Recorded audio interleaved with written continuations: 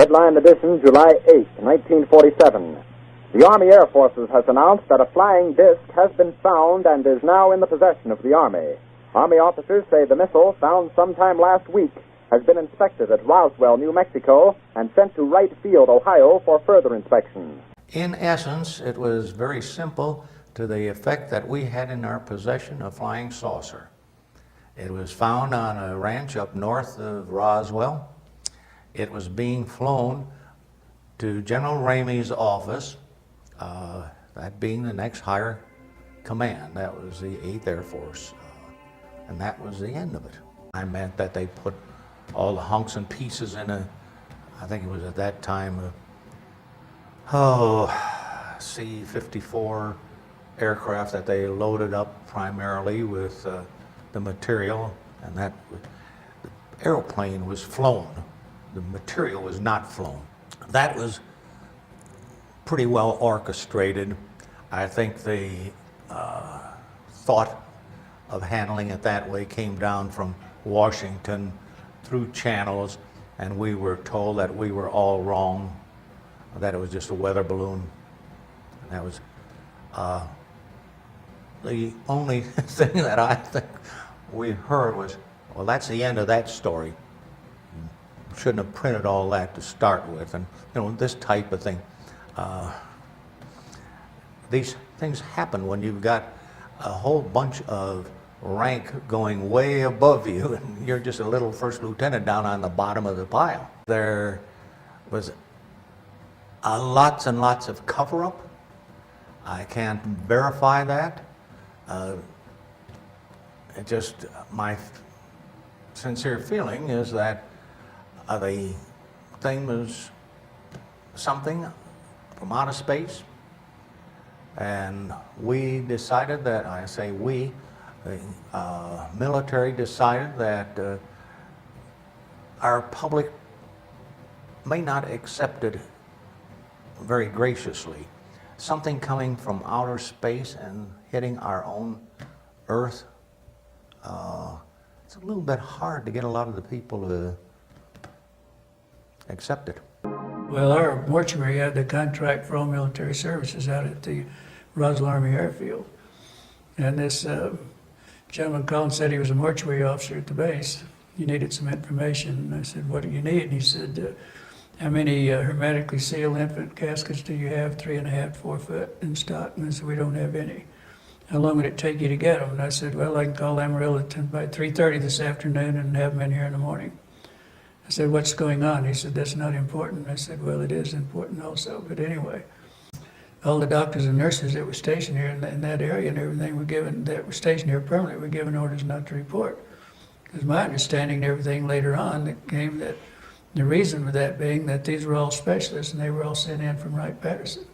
When you said you saw some debris, could you go back I saw that, and that's what started it. But what he really wanted to know later on, see, I knew this nurse, and this nurse, she didn't get orders not to report either because she was going to join the St. Mary's Order, and our hospital was the St. Mary's.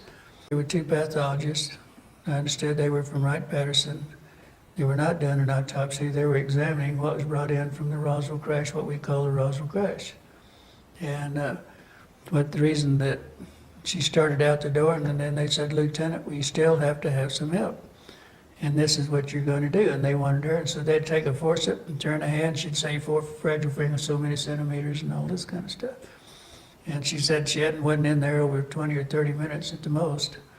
And all their eyes and started burning in their skin. They were feeling it was getting real warm and real hot. So that's when they just immediately, they had no idea what they had. The 2 pathologists said there wasn't anything in the anatomy books, there wasn't anything in what our medical schools. They had never seen anything like this. And that's immediately after that they were put in these pouches, put in a hermetically sealed container and flown directly to Wright-Patterson. And it looks like what you see today, most of the little diagrams, the 4 fragile fingers and the long arm, real short joint, the large eyes. She said the heads were almost completely demolished, but they could see. They only had 2 orifices. They didn't have earlobes. They had 2 ear canals. The mouth was only about 1 inch. Roswell was then home to the world's only nuclear air wing, including the B-29 that had dropped the first atomic bomb on Hiroshima. The base's chief intelligence officer, Major Jesse Marcel, was dispatched to the ranch to investigate. We had to follow the rancher out there.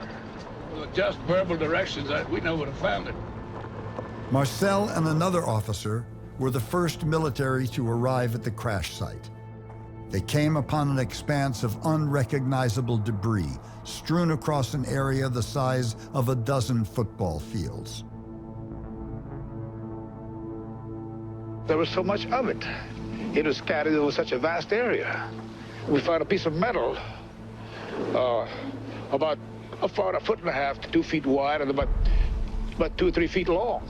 Felt like you had nothing in your hands. It wasn't any thicker than the foil out of a pack of cigarettes.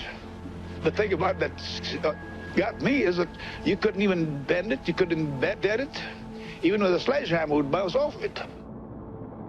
Marcel was ordered to immediately transport the strange wreckage to Fort Worth Army Airfield. There, Marcel was met by the commanding general, who told him to keep silent in the face of what was becoming a media frenzy. They had a whole flock of microphones there. They wanted me they wanted some comments from me, but I wasn't at liberty to do that. Marcel was instead ordered to pose with wood, foil, and rubber debris from a conventional weather balloon. All I could do is keep my mouth shut. And General Ramey is the one who told the newspapers what it was and to forget about it. It was nothing more than a weather observation balloon. Of course, which we both knew differently. Colonel Thomas DuBose, who was also ordered to pose with the fake debris, describes how an iron curtain of secrecy slammed down.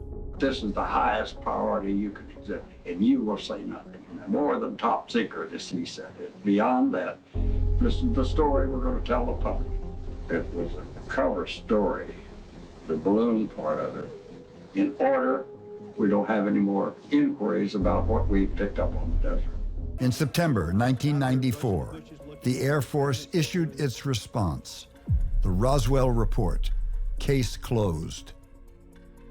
The Air Force claimed it was a secret project of weather balloons hung with box kites and microphones to spy on Soviet nuclear tests. Same rubber balloon, same foil box kite as the original cover story, only many of them strung together with microphones dangling beneath. That's the tinfoil paper, rubber, and sticks that they recovered in the desert near New Mexico in 1947.